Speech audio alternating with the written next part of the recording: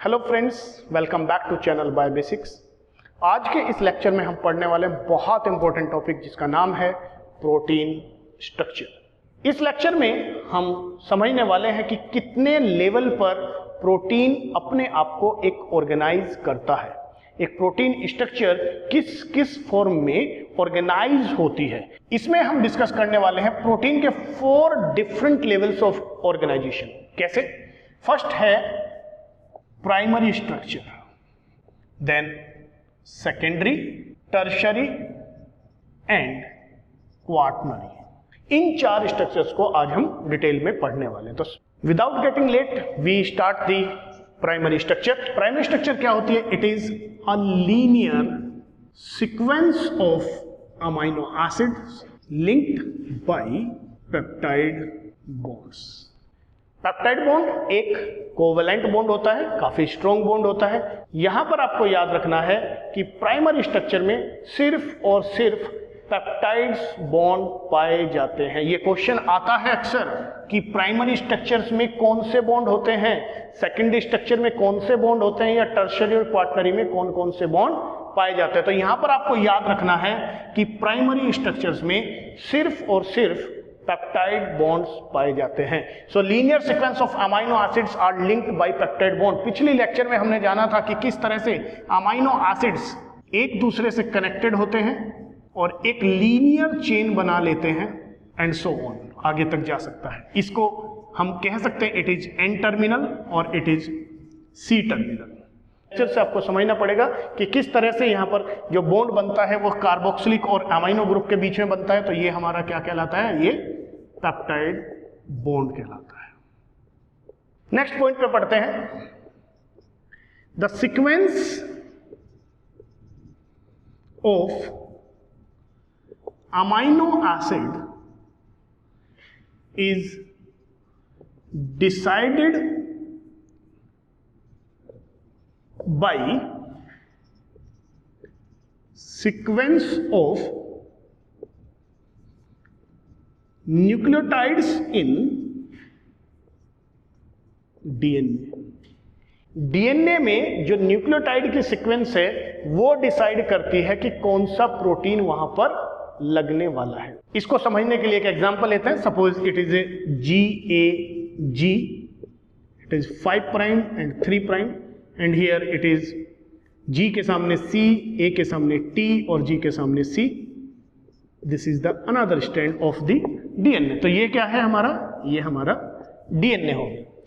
DNA से हम जानते हैं कि ट्रांसक्रिप्शन होता है और ट्रांसक्रिप्शन होकर इट इज ट्रांसक्रिप्शन। तो यहां पर जो RNA बनेगा इट इज mRNA।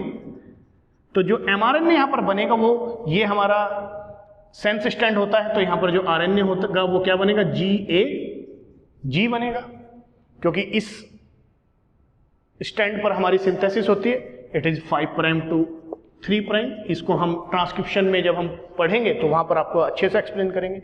और ये जो GAG प्रोटीन GAG कोडोन है, ये GAG कोडोन कोड करता है एक अमाइनो एसिड के लिए। It is glutamic acid. So this codon is responsible for the glutamic acid। इसी तरह से अगर यहाँ पर एक दूसरा कोडोन हम ले लें तो इस ग्लूटामिक एसिड के सामने एक दूसरा अमाइनो एसिड ऐड हो जाएगा। तो ग्लूटामिक एसिड को डिसाइड करने वाली जो सीक्वेंस है वो DNA की सीक्वेंस है। DNA से RNA बना और RNA से फिर वहां पर तो sequence of amino acids is decided by sequence of nucleotide in DNA। यहां पर एक पॉइंट और समझ लेते हैं कि अगर सीक्वेंस ऑफ न्यूक्लियोटाइड अगर DNA के अंदर बदल जाती है तो फिर ये प्रोटीन भी बदल जाता है। जैसे एक बहुत अच्छा एग्जांपल है, आपने सुना होगा sickle cell anaemia. Sickle cell anaemia में जो RBC का बीटा ग्लोबिन चेन होता है उसकी शेप चेंज हो जाती है और जिसकी वजह से RBC की शेप सिकल जैसी हो जाती है। क्या चेंज आता है उसमें? ये जो A न्यूक्लियोटाइड है, this A nucleotide gets converted into T, GTG हो जाता है। और ये हमारा क्या है? ये म्यूटेटेड वन है। इसके सामने CAC हो जाएगा, पहले यहां पे T था। और जो RNA बनेगा वो RNA बनेगा G, और जैसा हम जानते हैं कि आरएनए में T नहीं होता है तो T की जगह आ जाएगा U और इट इज G, और यहां से ये mRNA हो गया, और यहां से जो ट्रांसलेशन होता है यानी कि जो प्रोटीन की सिंथेसिस होती है तो GUG कोड फॉर वैलीन। तो यहां पर इस वैलीन को डिसाइड करने वाला कौन हुआ, यहां पर डीएनए की सीक्वेंस हुई। तो अगर प्रोटीन में कोई चेंज आता है तो उसकी रेस्पॉन्सिबिलिटी होती है डीएनए के न्यूक्लियोटाइड की सीक्वेंस की, राइट। तो यहां पर हम जानते हैं कि सिकल सेल एनीमिया में 6th पोजीशन पर जो ग्लूटामिक एसिड है, जो अमाइनो एसिड्स है, वो रिप्लेस कर दिया जाता है वैलीन के। तो यहां पर जो सीक्वेंस ऑफ अमाइनो एसिड्स है जब वो बदल जाती है तो उस प्रोटीन की फंक्शनैलिटी भी बदल जाती है। I hope you understood about the primary structure. Now we understand about the secondary structure. क्या होता है सेकेंडरी स्ट्रक्चर, यहां पर आपको ध्यान रखना है। Polypeptide chain is linked by peptide bonds and hydrogen bonds। Important है बात, जैसा मैंने कहा था कि पूछा जाता है कि किस स्ट्रक्चर में कौन कौन से बॉन्ड्स पाए जाते हैं, तो यहां पर पेप्टाइड बॉन्ड्स के साथ में हाइड्रोजन बॉन्ड्स भी पाए जाते हैं। Hydrogen bonds are formed between the oxygen of carboxylic group and hydrogen of amino group। अगर हम पिछली वीडियो की बात करें तो हमें पता है कि जिस टाइम पर पेप्टाइड बॉन्ड बनता है तो वहां पर कार्बोक्सिलिक ग्रुप में एक ऑक्सीजन रह जाती है, यहां पर हमारा पेप्टाइड बॉन्ड बनता है इस तरह से, और अमीनो ग्रुप में एक H आ जाता है लाइक दिस, और यहां पर हमारा अल्फा कार्बन होता है। तो अगर इस ऑक्सीजन और इस हाइड्रोजन के बीच में एक हाइड्रोजन बॉन्ड का फॉर्मेशन होता है तो वहां पर सेकेंडरी स्ट्रक्चर का फॉर्मेशन शुरू हो जाता है। ये कैसे होता है उसको हम समझते हैं। तो सबसे पहले हम ये जानते हैं कि जो सेकेंडरी स्ट्रक्चर होती है, ये सेकेंडरी स्ट्रक्चर एक्चुअली 2 फॉर्म्स में पाई जा सकती है। पहली फॉर्म होती है अल्फा हेलिक्स और दूसरी फॉर्म होती है बीटा प्लीटेड शीट्स। इंपॉर्टेंट है, इसको याद रखना है कि सेकेंडरी स्ट्रक्चर्स 2 फॉर्म में पाई जा सकती है, एक अल्फा हेलिक्स और दूसरी beta pleated sheets.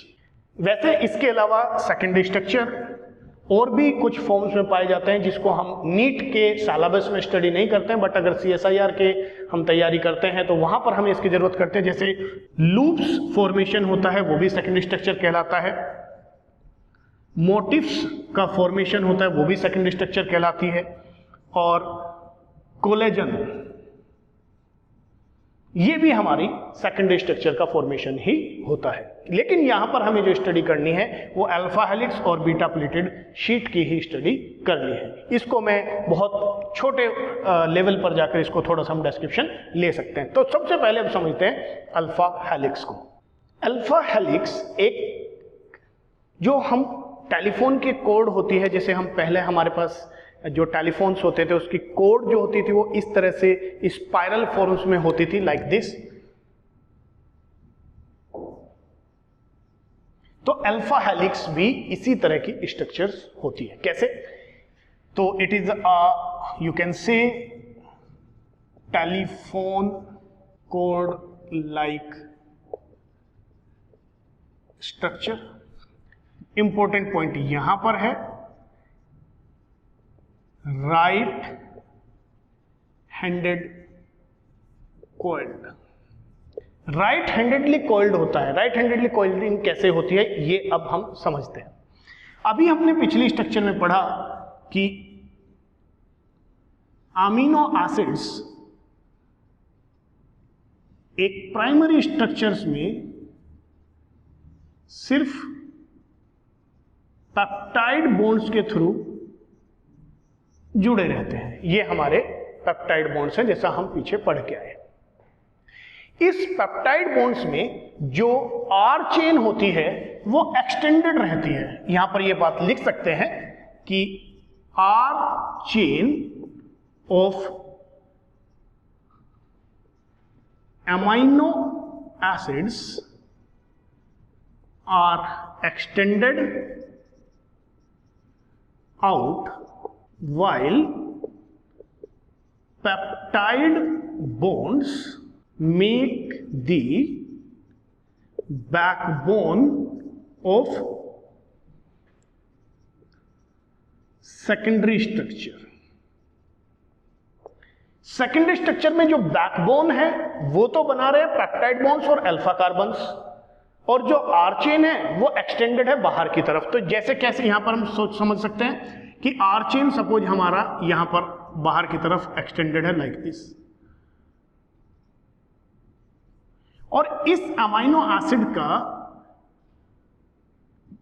Carboxylic group में ऑक्सीजन, और इस अमाइनो एसिड्स का जो नाइट्रोजन का हाइड्रोजन। जब इन दो एटम्स के बीच में एक बॉन्ड का फॉर्मेशन होगा तो वो एक दूसरे को कॉन्ट्रैक्ट करेंगे, यानी कि जो स्ट्रक्चर है वो सिकुड़ जाएगी, और जब वो सिकुड़ जाएगी तो अगर एक अमाइनो एसिड्स यहां पर है तो दूसरा अमाइनो एसिड्स अगर यहां पर है तो वो एक को क्या करेंगे, पुल करेंगे, और जब वो एक दूसरे को पुल करेंगे तो ये स्ट्रक्चर कुछ घूम के कुछ ऐसी बन जाएगी लाइक दिस, राइट। और इस तरह से जो हाइड्रोजन बॉन्ड का फॉर्मेशन होता है वो n अमीनो एसिड्स, अगर इसको मैं n नंबर देता हूं तो n प्लस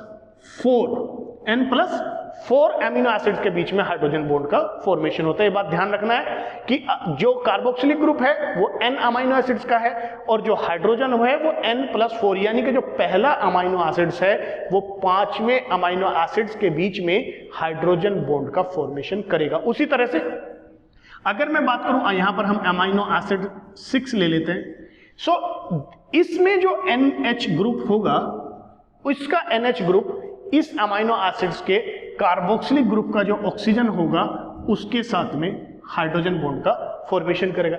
ये वाला 7 के साथ करेगा, ये वाला 8वें के साथ करेगा, और ये वाला 9 के, और इसी तरह से फिर इसका जो कार्बोक्सिलिक ग्रुप होगा यहां पर, ये जो इसका कार्बोक्सिलिक ग्रुप होगा, ये carboxylic group 11th amino acid के साथ में, जो 11th अमीनो एसिड होगा उसके साथ में हाइड्रोजन बॉन्ड का फॉर्मेशन करेगा। तो इस तरह से ये जो पूरी स्ट्रक्चर है ये आपस में कॉन्स्ट्रिक्ट कर जाती है और एक अल्फा हेलिकल स्ट्रक्चर्स बना लेती है। ये बात याद रखने की है। यहां पर अगला पॉइंट हम समझते हैं कि पर टर्न, जैसे यहां पर एक टर्न जो होता है जब 360 डिग्री यहां पर ये रोटेट करता है, जब 360 घूमता है, तो per turn there are the 3.6 amino acids per turn.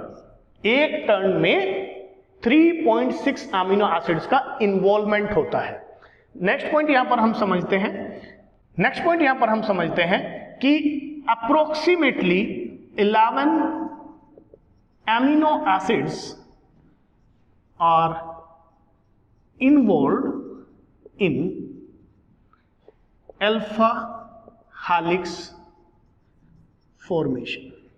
Secondary structure को फॉर्म करने के लिए अप्रोक्सीमेटली 11 अमीनो एसिड्स का इन्वॉल्वमेंट देखा गया है, राइट। तो कुछ यहां पर डाटाबेस हैं जैसे कि 3.6 अमीनो एसिड पर टन, या आप यूं भी कह सकते हैं कि 100 डिग्री का रोटेशन होता है पर अमीनो एसिड, क्योंकि हम जानते हैं कि जब एक रोटेशन पूरी होती है तो 360 डिग्री रोटेट होता है, और 3 पर टर्न तो 360 हो गया, तो जब 3.6 अमीनो एसिड्स इन्वॉल्व हो रहे हैं तो इसका मतलब 100 डिग्री का रोटेशन आ जाएगा पर amino acids. Now we understand about the beta pleated sheet.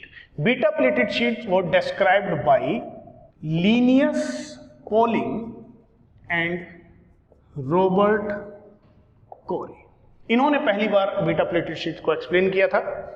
Now we understand कि किस तरह से हाइड्रोजन बॉन्ड का फॉर्मेशन होता है। 2 और more segments of a polypeptide chain overlap each other and form hydrogen bonds between carboxylic and amino group, it forms the beta pleated sheet. कैसे होता है? सपोज करो कि ये एक अमीनो एसिड की चेन है, जैसा अभी तक हम पढ़ते आ रहे हैं। This is AA1, AA2, AA3, 4, 5 and 6। अब ये चेन कुछ इस तरह से ओवरलैप करती है, लाइक दिस, राइट। यहां पर अगर कोई एक एमिनो एसिड 1 है, यहां पर एमिनो एसिड 2 है, it is 3 and 4 and so on, right. तो अगर इस अमीनो एसिड के कार्बोक्सिलिक ग्रुप और इस अमीनो एसिड के अमीनो ग्रुप के बीच में एक बॉन्ड का फॉर्मेशन होता है, तो उस बॉन्ड को, जो एक हाइड्रोजन बॉन्ड का फॉर्मेशन होता है, यहां पर एक हाइड्रोजन बॉन्ड का फॉर्मेशन होता है, उसी तरह से फिर यहां पर फॉर्मेशन हो सकता है, यहां फॉर्मेशन हो सकता है, इस तरह से। तो इस तरह से ये स्ट्रक्चर एक बीटा प्लेटेड शीट्स का फॉर्मेशन कर लेता है, और it is fully extended form of protein. इस प्रोटीन में या बीटा प्लेटेड शीट्स में कोई भी कोइलिंग नहीं है, यानी कि जो कंप्रेस्ड फॉर्म थी अल्फा हेलिक्स में, ऐसा नहीं होता। ये फुल्ली एक्सटेंडेड होती है, हालांकि थोड़ा सा जिगजैग स्ट्रक्चर जरूर होती है, but it is not, I should not से फुल्ली एक्सटेंडेड, बट फिर भी इसको हम फुल्ली एक्सटेंडेड की फॉर्म में कहते हैं। ये कुछ ऐसा होता है। Now the next point is these two strands of a polypeptide chain can be parallel or anti-parallel. Two strands of a polypeptide chain can be parallel or anti-parallel. Parallel का मतलब क्या है? जैसा हम जानते हैं प्रोटीन को जब हम रीड करते हैं तो N direction to C direction को रीड करते हैं। तो अगर दो सेगमेंट्स एन और सी डायरेक्शन में है और उनके बीच में हाइड्रोजन बॉन्ड्स का फॉर्मेशन है, लाइक दिस, तो इस तरह का जो स्ट्रक्चर होती है वो पैरेलल कहलाती है। लेकिन अगर यही चीज चेंज कर दी जाए, इधर एन टर्मिनल आ जाता है, इधर सी टर्मिनल आ जाता है, तो जब एन और सी एक दूसरे के अपोजिट हो जाते हैं तो वो एंटी पैरेलल चेन कहलाती है। ये देखा गया है कि जो एंटी पैरेलल चेन है वो ज्यादा स्टेबल होती है as compare to parallel chain की। अभी तक हमने पढ़ा कि प्राइमरी स्ट्रक्चर क्या होती है, सेकेंडरी स्ट्रक्चर क्या होती है। मैं आपको बता दूं कि प्राइमरी स्ट्रक्चर्स पूरी तरह से नॉन फंक्शनल होती है। कोई भी एक ऐसा प्रोटीन नहीं है जो प्राइमरी स्ट्रक्चर में फंक्शनल हो सकता है। जो सेकेंडरी स्ट्रक्चर होती है वो भी फंक्शनल नहीं होती है, बट वो स्ट्रक्चरल हो सकती है। याद रहे इस बात को, secondary structure can be structural, वो किसी स्ट्रक्चर को फॉर्म जरूर कर सकती है, जैसे कैराटीन प्रोटीन है। लेकिन जो टर्सरी स्ट्रक्चर होती है ये फंक्शनल प्रोटीन होती है। यहां पर इंपॉर्टेंट पॉइंट बन जाता है, it is a functional protein. तो आप समझ सकते हैं कि जितनी भी प्रोटीन जो फंक्शन परफॉर्म कर रही होती हैं वो सारी टर्सरी स्ट्रक्चर्स में पाई जाती है। क्या होता है इसको अब हम समझते हैं। In tertiary structure there are interactions between the side chains of amino acids। अभी तक प्राइमरी स्ट्रक्चर्स में हमने पढ़ा था सिर्फ कार्बोक्सिलिक और अमीनो ग्रुप के बीच में पेप्टाइड बॉन्ड का इंटरेक्शन है। सेकेंडरी स्ट्रक्चर्स में हमने पढ़ा था कि कार्बोक्सिलिक ग्रुप की जो ऑक्सीजन है और जो अमीनो ग्रुप की जो हाइड्रोजन है उसके बीच में एक इंटरेक्शन बना के एक हाइड्रोजन बॉन्ड बन जाता है, यानी कि सेकेंडरी स्ट्रक्चर में पेप्टाइड बॉन्ड और हाइड्रोजन बॉन्ड, पेप्टाइड बॉन्ड और हाइड्रोजन बॉन्ड पाए जाते हैं। लेकिन टर्सरी स्ट्रक्चर्स में उन दो बॉन्ड्स के अलावा और भी बॉन्ड्स पाए जाते हैं। तो कौन कौन से बॉन्ड्स यहां पर पाए जाते हैं देख लेते हैं। यहां पर पाया जाएगा सबसे पहले पेप्टाइड बॉन्ड्स। यहां से अक्सर क्वेश्चन पूछा जाता है हाइड्रोजन बॉन्ड्स। तो पेप्टाइड बॉन्ड्स तो हमारा प्राइमरी स्ट्रक्चर में भी था, ये दोनों बॉन्ड्स हमारे सेकेंडरी स्ट्रक्चर में भी थे। इसके अलावा यहां पर ionic bonds, disulphide bonds, hydrophobic interaction. Tertiary structures में ये सारे इंटरेक्शंस देखे जाते हैं और ये इंटरेक्शन किसके बीच में? ध्यान है, साइड चेन्स के बीच में। अभी तक साइड चेन्स के बीच में कोई इंटरेक्शन नहीं पड़ा था। साइड चेन के बीच में इंटरेक्शन आते ही वो प्रोटीन बन जाती है फंक्शनल प्रोटीन और अपनी एक स्टेबल फॉर्म में आ जाती है। It is a 3D stable protein. यहां पर एक पॉइंट और समझते हैं, if a protein loses its tertiary structure, it becomes non-functional।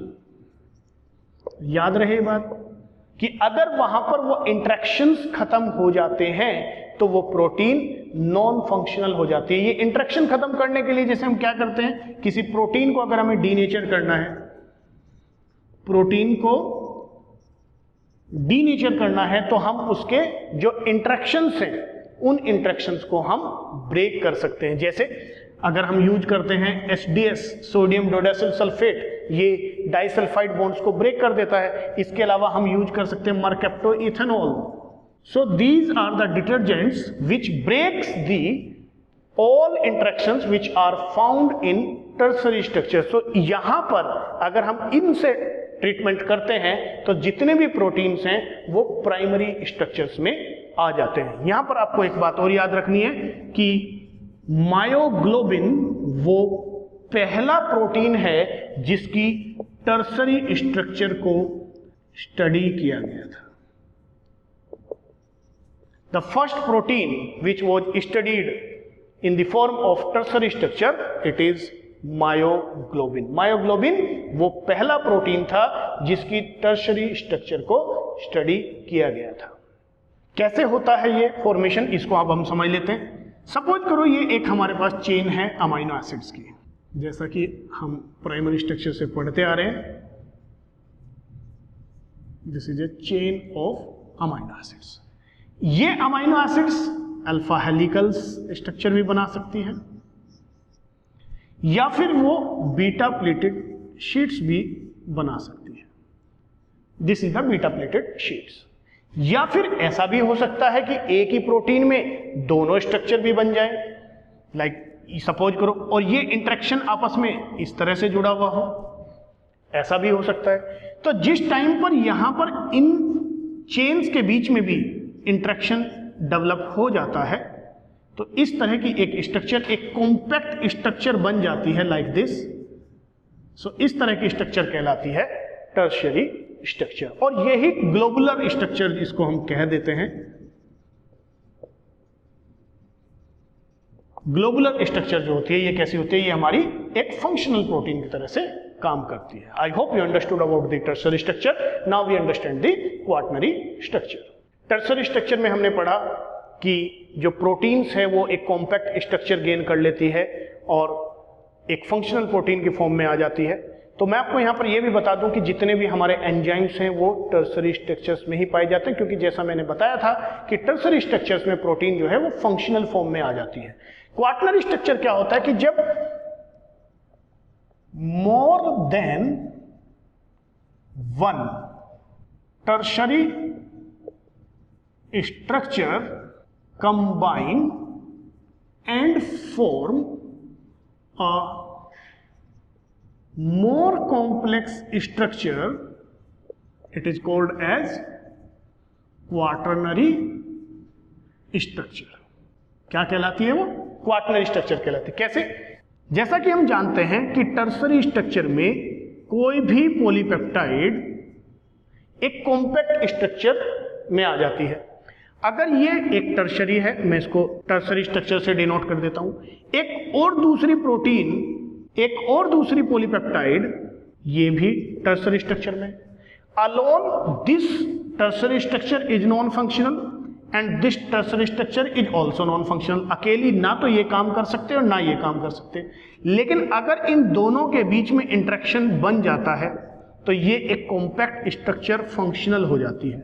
और इस तरह की प्रोटीन को हम क्वाटरनरी स्ट्रक्चरल प्रोटीन कहते हैं, जिसमें एक से ज्यादा more than one tertiary structures combine, एक से ज्यादा टर्सरी स्ट्रक्चर बन रही है and form a more complex structure. जिसका एक एग्जांपल हम ले लेते हैं जो है हीमोग्लोबिन। हीमोग्लोबिन में जो ग्लोबिन प्रोटीन्स होती हैं वो 4 पॉलीपेप्टाइड से मिलकर बनी होती है, अल्फा 2 एंड बीटा 2। 2 उसमें अल्फा पॉलीपेप्टाइड चेन्स हैं और 2 वहां पर बीटा पॉलीपेप्टाइड चेन्स है। तो कुछ इस तरह से स्ट्रक्चर्स दिखाई देती है। This is alpha 1, this is beta 1, it is beta 2 and alpha 2। तो इस तरह से 4 पॉलीपेप्टाइड मिलके एक फंक्शनल प्रोटीन का फॉर्मेशन करती है और इस तरह की प्रोटीन कहलाती है क्वाटरनरी स्ट्रक्चरल प्रोटीन। अगर हम यहां पर बॉन्ड्स की बात करें तो जैसा कि हम जानते हैं कि टर्सरी स्ट्रक्चर्स में ऑलमोस्ट हर तरह का बॉन्ड्स यहां पे देखा गया था, तो इसीलिए यहां पर अगर बॉन्ड्स की बात करें तो पेप्टाइड बॉन्ड्स भी होगा, ये तो मस्ट है क्योंकि प्राइमरी स्ट्रक्चर से चला आ रहा है। दूसरा यहां पर हाइड्रोजन बॉन्ड्स भी होगा जो कि हमारा सेकेंडरी स्ट्रक्चर में भी था। टर्शरी स्ट्रक्चर आते आते आयोनिक बॉन्ड्स भी थे, हाइड्रोफोबिक भी थे, डाइसल्फाइड्स जो कि एक तरह के कोवलेंट्स बॉन्ड हैं, वैंडरवॉल्स,